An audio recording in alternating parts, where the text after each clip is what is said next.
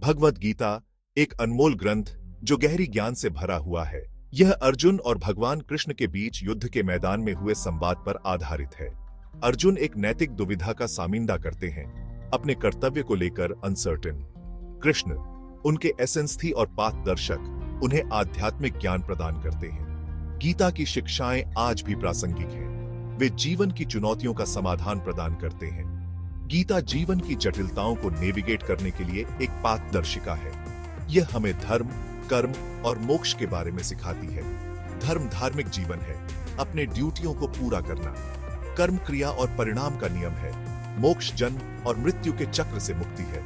गीता का ज्ञान एसेंस व भौमिक है, सभी पर लागू होता है। यह समय, संस्कृति और धर्म से परे है। इसकी शिक्षाएं हमें एक एसेंस तक और पूर्ण जीवन जीने का अधिकार देती है। आइए 10वें अध्याय विभूति योग में उद्घाटन करते हैं ताकि हम इसके गहन संदेश को समझ सकें। अध्याय 10 अनोखा है। यह भगवान कृष्ण की दिव्य महिमा पर केंद्रित है। विभूति का अर्थ है अभिव्यक्तियां और योग का अर्थ है यूनियन।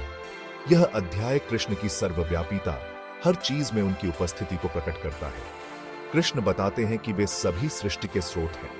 वह हर चीज का सार है, शुरुआत, मध्य और एंड। कृष्ण भौतिक और आध्यात्मिक क्षेत्रों में अपनी विभिन्न अभिव्यक्तियों को सूचीबद्ध करते हैं। वह आकाशीय पिंडों में सूर्य है, पहाड़ों में हिमालय है। वह जलाशयों में सागर है, जानवरों में शेर है। वह योद्धाओं में अर्जुन है और ऋषियों में व्यास है। ये उदाहरण सृष्टि के सभी पहलुओं में कृष्ण की उपस्थिति को दर्शाते हैं। वह किसी विशेष रूप या स्थान तक सीमित नहीं है। वह सर्वोच्च चेतना है जो हर चीज में व्याप्त है। इसे अंडरस्टैंडिंग ना आध्यात्मिक प्रगति के लिए महत्वपूर्ण है। कृष्ण की अभिव्यक्तियां भौतिक दुनिया तक ही सीमित नहीं है। वह हमारे गुणों और सद्गुणों में मौजूद है। वह बहादुर का साहस है, बलवान की ताकत है। वह इंटेलेक्टमान की बुद्धि है, सुंदर की ब्यूटीफुलता है। कृष्ण सभी सकारात्मक गुणों के स्रोत हैं। वह प्रेम, करुणा और क्षमा का अवतार है। वह पाथदर्शक प्रकाश हैं जो हमारे मार्ग को लाइटित करते हैं। इन गुणों में उनकी उपस्थिति को आइडेंटिटी ने से हमें अपने वास्तविक सेल्फ से जुड़ने में मदद मिलती है। जब हम हर चीज में कृष्ण को देखते हैं तो हमारी धारणा बदल जाती है। हम सभी चीजों की इंटर संबंध को महसूस करते हैं। हम सभी प्राणियों के प्रति सम्मान विकसित करते हैं, उन्हें ईश्वर की अभिव्यक्ति के रूप में देखते हैं। यह समझ हमें कृष्ण के करीब लाती है। अध्याय 10 हमें सिखाता है कि कृष्ण हमसे अलग नहीं है। वह हम में से प्रत्येक के भीतर परमात्मा के रूप में निवास करते हैं। वह हमारे विचारों, कार्यों और विलों के साक्षी हैं। इस आंतरिक उपस्थिति को आइडेंटिटी ना आत्म साक्षात्कार की कुंजी है।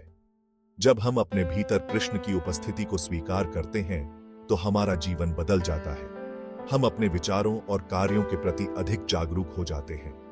हम अपने धर्म के साथ संरेखण में जीने का प्रयास करते हैं, यह जानते हुए कि कृष्ण हमारा पाथ दर्शन कर रहे हैं। जिस प्रकार रथ एसेंसी के बिना नहीं चल सकता, उसी प्रकार हम कृष्ण की कृपा के बिना प्रगति नहीं कर सकते। उनके प्रति समर्पण करके हम उनकी दिव्य इच्छा को हमारा पाथ दर्शन करने देते हैं। यह समर्पण शांति और फुलफिलता लाता है। भाग 5 भक्ति की स्ट्रेंथ।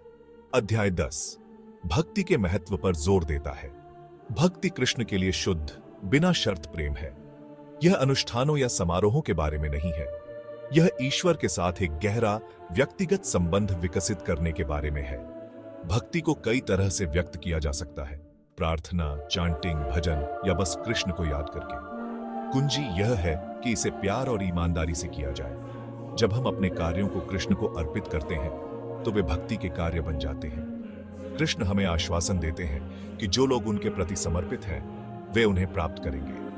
वह हमेशा अपने भक्तों का पाथ दर्शन और रक्षा करने के लिए है। वह उनके मार्ग से बाधाओं को दूर करता है और उन्हें मुक्ति प्रदान करता है। भाग 6 बाधाओं पर काबू पाना। जीवन चुनौतियों से भरा है, लेकिन अध्याय 10 हमें याद दिलाता है कि हम उनका सामना करने में अकेले नहीं हैं। कृष्ण अर्जुन को आश्वस्त करते हैं कि वह सभी बाधाओं को दूर करने में उसकी मदद करेंगे। वह हमें साहस और डिटर्मिनेशन के साथ कठिनाइयों का सामना करने के लिए प्रोत्साहित करते हैं। जब हम कृष्ण में विश्वास के साथ चुनौतियों का सामना करते हैं तो हम अपनी आंतरिक शक्ति का दोहन करते हैं।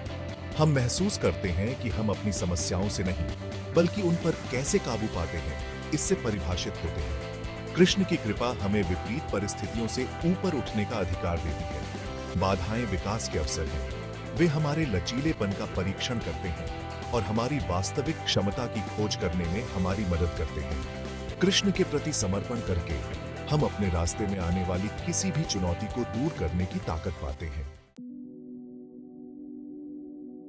भाग 7, आंतरिक शांति का विकास करना।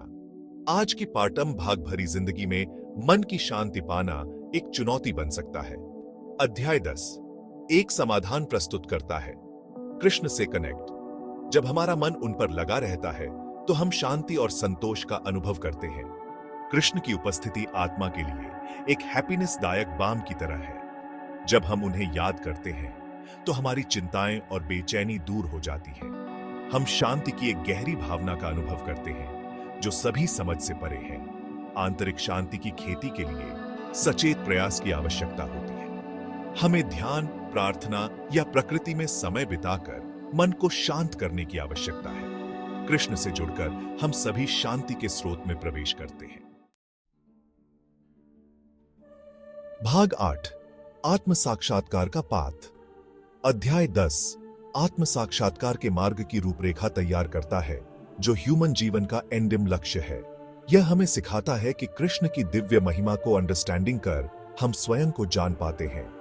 हम अपनी वास्तविक प्रकृति को शाश्वत सोलों के रूप में महसूस करते हैं जो ईश्वर का हिस्सा है। आत्म साक्षात्कार ज्ञान या संपत्ति अर्जित करने के बारे में नहीं है। यह अक्नॉलेजता के आवरणों को दूर करने के बारे में है जो हमारी धारणा पर बादल छाए रहते हैं। यह आध्यात्मिक प्राणियों के रूप में हमारी वास्तविक पहचान के प्रति जागृत होने के बारे में है। आत्म साक्षात्कार की यात्रा के लिए समर्पण, अनुशासन और समर्पण की आवश्यकता होती है। हमें अपने मन और हृदय को शुद्ध करने की आवश्यकता है, उन आसक्तियों को त्यागते हुए जो हमें भौतिक संसार से बांधती हैं। भाग 9 एक एसेंस तक जीवन जीना। अध्याय 10 हमें एक एसेंस तक जीवन जीने के लिए प्रेरित करता है। एक ऐसा जीवन जो स्वयं से बढ़कर किसी चीज के लिए समर्पित हो। यह हमें सिखाता है कि सच्चा सुख कृष्ण और दूसरों की सेवा करने से मिलता है। जब हम कृष्ण की सेवा में रहते हैं तो हमारे कार्य उद्देश्य से ओतप्रोत हो जाते हैं। हमें देने में, दुनिया में सकारात्मक चेंज लाने में खुशी मिलती है। हमारा जीवन कृष्ण के प्रेम और करुणा का प्रतिबिंब बन जाता है। एक एसेंस तक जीवन जीने के लिए भव्य इशारों की आवश्यकता नहीं होती है। यह साधारण चीजों में आनंद डिस्कवरने के बारे में है।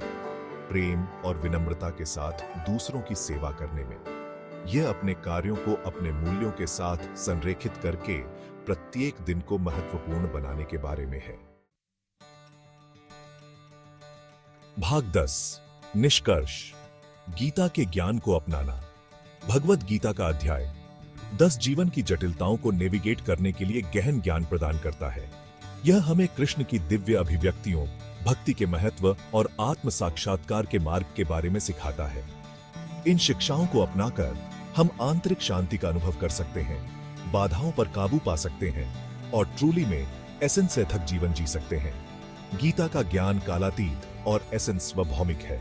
इसका संदेश जीवन के सभी क्षेत्रों के लोगों के साथ प्रतिध्वनित होता है। इसकी शिक्षाओं का अध्ययन करके और उन्हें अपने दैनिक जीवन में लागू करके हम अपनी वास्तविक क्षमता को अनलॉक कर सकते हैं और अपने भीतर ईश्वर का अनुभव कर सकते हैं। आइए हम प्रेम, करुणा और सेवा के गुणों को मूर्त रूप देने का प्रयास करें, जिससे दुनिया एक उज्जवल स्थान बने।